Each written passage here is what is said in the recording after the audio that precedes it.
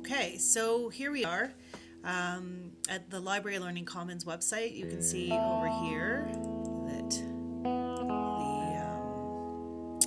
the website. We're at the main page. If we go down, the new feature that's been added to the library website is this thing, these research guides over here. So you can click on one of those.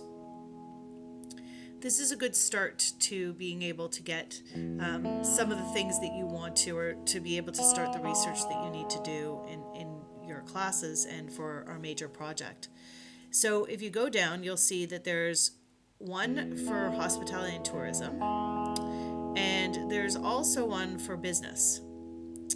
A lot of what we study here is business related, so you can either go through one or the other. There is probably some level of overlap in material, but there's also different material in each. So you go to the one with hospitality and tourism. This is the one we'll use as an example. And you'll see that there's actually information on the variety of subsets within this particular industry.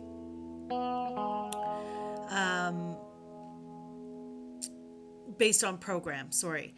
So our program is here, Hospitality Business Administration and Management, H301. You can click there.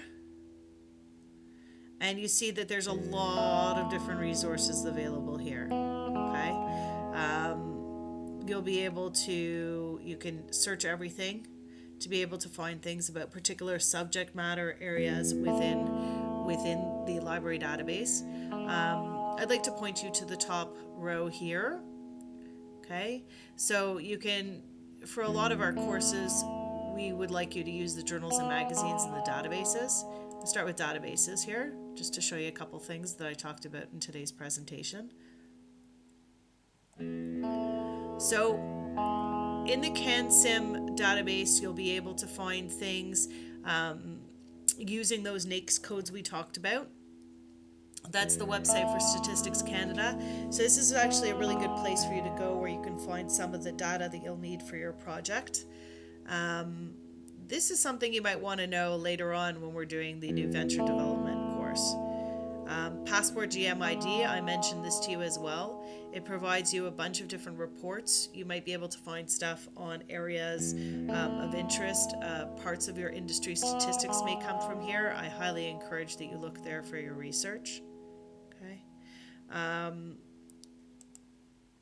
If we go down to general research databases, you'll see the CBCA Complete, which I had mentioned to you. ProQuest databases also have a considerable amount of research that would be useful for you to be able to access. Encyclopedias probably aren't so useful in these types of projects. Then we have a whole bunch of hospitality and tourism databases that will be able to find some information about the specific areas within the hospitality industry that we're looking at. This is a useful endeavor, going through all of these resources, because it allows you to find stuff that's a little bit more focused and much more reputable than doing a general Google search. There was a day when researching was very difficult, so I would understand why you'd opt towards doing a Google search instead of going and doing real research at the library, but that's not the case anymore.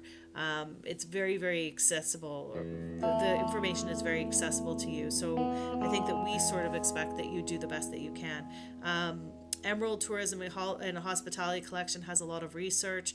Hospitality and Tourism Complete through EBSCO will have a lot of different information from trade journals, news sources, as well as other types of specific reports from the industry, magazines, and obviously some harder research sort of things. I'm wondering whether or not, right, so down at the bottom you'll see that there's news access. You can get InfoTrack Newsstand or Canadian Newsstand from ProQuest, and both of those offer you with access to news items within the major newspapers. So these are also really good sources of information when you're preparing your pastel papers on a weekly basis, those 4 out of 6 that you have to do, or when you're going to do your major project and you want to see, hey, what's the outlook, what's happening within my industry, etc. You can use these resources to be able to get you there, and I think that it's really beneficial for you to approach it this way. If you need help learning how to search things, you can obviously come to me, but you can also go to the reference librarian, who should be able to provide you with some sort of insights about how things might work. Let's go to journals and magazines for a moment so that we can see some of the other resources we're talking about. Again, you can find specific journals to access. Most of these are available within the databases that we just went through. So the database does provide you with a way to access those materials all together rather than going journal by journal. But presumably every once in a while you might be faced with a citation from a journal and you might want to be able to find a particular journal article. Well, this is a perfectly good way of doing this. You can also look by all publications within a subset here, so this might help you out as you're doing those reports for this term. Also, if you look down, here are the trade publications we're talking about, so they also might provide information about a particular subset of the industry that you're going to be studying for your industry outlook that otherwise you might not be able to easily access. I'm going to see what there is under websites. I know the kinds of things that I'm going to ask you to look for. If you go here, you'll see the standard industrial classifications from Canada. So this will allow you to be able to find information about the industries, or at least the various industry the various industry classifications. Industry Canada might have information on some subsets that you're looking at. A lot of these can be used to be able to do business research. So look through them and see whether there's stuff there that might help you. Ontario Ministry of Labour might help you if you're looking at the social aspect of pestle, etc. You have eLaws Ontario. We're going to be talking about some of these resources within our discussions, but the point is that there's lots of great stuff here. You don't have to go any further than this. It's even a little bit overwhelming, so you need to approach it in stride. Over on the right here, we have the Canadian Hospitality and Tourism.